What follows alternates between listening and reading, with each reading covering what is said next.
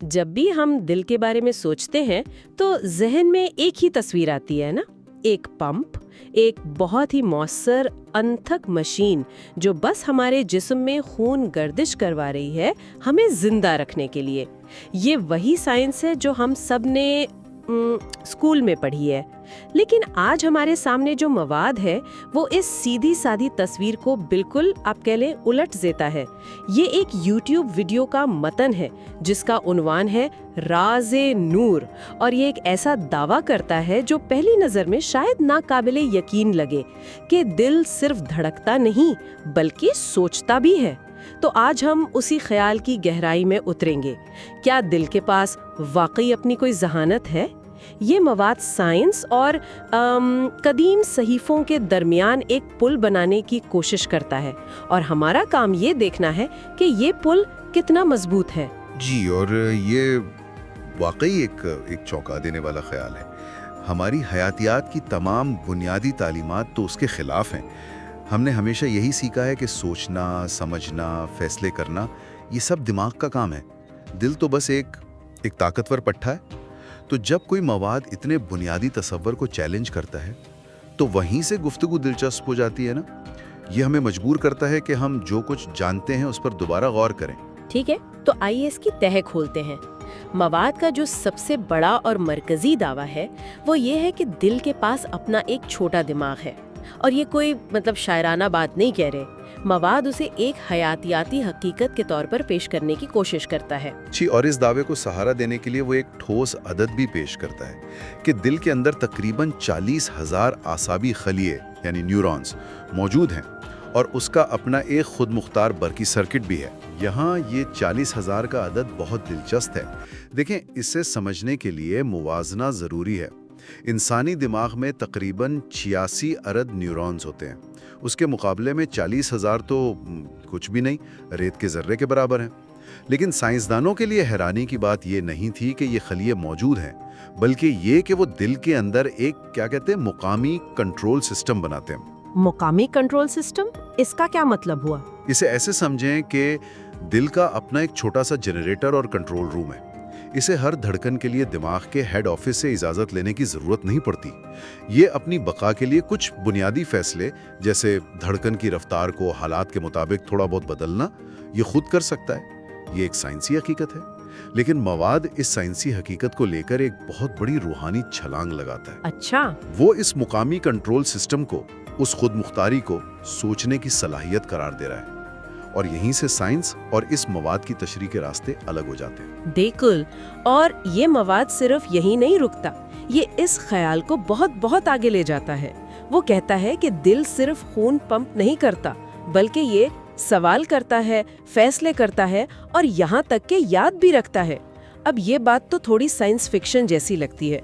मेरा मतलब है, दिल कैसे याद रख सकता है? क्या मवाद इसकी कोई मिसाल देता है? ये तो बहुत बड़ा दावा है। आपका सवाल बिल्कुल दुरुस्त है, और यही इस मवाद का सबसे मुतनाज़ा पहलू है। मवाद इसकी कोई ठोस साइंसी मिसाल पेश नहीं करता, बल्कि ये इन तसव्वुरात को एक रूहानी और माबाद तबीयाती सतह पर बयान करता है। जब वो कहता है कि दिल याद रखता है, तो इसका मतलब वो याददाश्त नहीं जो हमें अपना नाम या पता याद दिलाती है। साइंसी बिरादरी इस तरह की सलाहियतों को दिल से मंसूब नहीं करती, लेकिन मवाद यहाँ साइंसी जुबान इस्तेमाल करके एक शायराना और रूहानी नुक्ता बयान कर रहा है। वो कह रहा है कि दिल में एक गहरी वजदानी सतह की समझ मौजूद है जो मंतकी दिमाग से मुख्तलिफ है।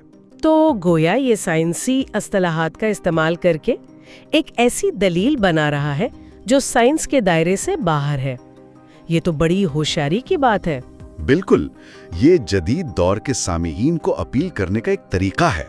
न्यूरॉन्स और इलेक्ट्रिकल सर्किट जैसे अल्फाज से बात काबिल एतबार लगती है, और एक बार जब ये बुनियाद कायम हो जाती है तो मवाद इस पर रूहानियत की इमारत खड़ी करता है।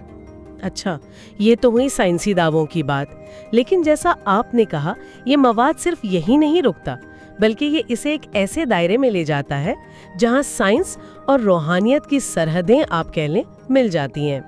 ये दावा करता है कि ये कोई नई दरियाफ्त नहीं, बल्कि एक कदीम सच्चाई है।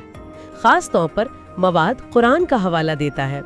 इसमें कुरानी आयात के मफहूम का जिक्र है, जैसे एक आयत का मतलब है ان کے پاس دل ہے مگر وہ ان سے سمجھتے نہیں۔ ایک اور جگہ یہ خیال پیش کیا گیا ہے کہ اصل اندھا پن آنکھوں کا نہیں بلکہ سینوں میں موجود دلوں کا ہے۔ یہ حوالے اس بحث کو حیاتیات کی لیب سے نکال کر سیدھا ایمان اور روحانیت کے میدان میں لے آتے ہیں۔ اور یہ اس مواد کا سب سے گہرا نقطہ ہے۔ دیکھیں، عام طور پر جب مذہبی صحیفوں میں ایسی باتیں آتی ہیں تو انہیں استعارہ سمجھا جاتا ہے۔ یعنی جب کہا جاتا ہے کہ دل سے سمجھو تو اس کا مطلب جذبات، ہمدردی یا گہری محبت لیا جاتا ہے، نہ کہ کوئی حقیقی علمی عمل۔ لیکن یہ مواد ان آیات کو محض استعارہ نہیں مانتا۔ اچھا؟ جی، یہ انہیں دل کے حقیقی فطری کاموں کی ایک لفظی وضاحت کے طور پر پیش کرتا ہے۔ تو اس کے مطابق یہ قدیم صحیفے ایک ایسی حیاتیاتی حقیقت بیان کر رہے تھے جسے جدید سائنس اب بس چھو رہی ہے۔ مواد کا دعویٰ تو یہی ہے۔ اس نقطہ نظر سے دل میں سمجھ کی ایک ایسی قسم موجود ہے جو دماغی ذہانت سے بالکل مختلف اور شاید زیادہ بنیادی ہے۔ یہ ایک ایسی سمجھ ہے جو منطق اور تجزیے پر نہیں بلکہ پہچاننے، محسوس کرنے اور یقین کرنے پر مبنی ہے۔ جب مواد کہتا ہے کہ دل اندھے ہو جاتے ہیں تو اس کا مطلب یہ نہیں کہ ان میں خون کی گردش رک جاتی ہے، نہیں، بلکہ یہ کہ وہ اس گہری روحانی سچائی کو پہچاننے کی صلاحیت کھو دیتے ہیں۔ یہ کس قسم کی ذہانت ہے جو حساب کتاب نہیں کرتی لیکن پھر بھی جانتی ہے؟ یہ اس گفتگو کا آپ کہہ لیں نچوڑ ہے۔ مواد علم اور ایمان کے درمیان ایک بہت واضح اور خوبصورت لکیر کھینچتا ہے۔ اس کے مطابق یہ دو مختلف چیزیں ہیں جو ہمارے وجود کے دو مختلف حصوں میں جاتی ہیں۔ کیسے؟ ذرا وضاحت کریں۔ مواد کہتا ہے کہ علم دماغ میں جاتا ہے، یہ معلومات ہے، حقائق ہیں، ڈیٹا ہے، تجزیہ ہے، یہ آپ کے دماغ کی ہارڈ ڈرائیو پر ایک فائل کی طرح محفوظ ہو جاتا ہے۔ آپ اسے استعمال کر سکتے ہیں، اس کا حوالہ دے سکتے ہیں، لیکن یہ آپ سے الگ رہتا ہے۔ ٹھیک ہے۔ لیکن ایمان اس کے برعکس سیدھا دل میں اترتا ہے۔ وہ محض ایک فائل نہیں بلکہ وہ آپ کے کیا کہتے ہیں آپریٹنگ سسٹم کا حصہ بن جاتا ہے۔ واہ، یہ کمپیوٹر والی مثال تو بہت دلچسپ ہے۔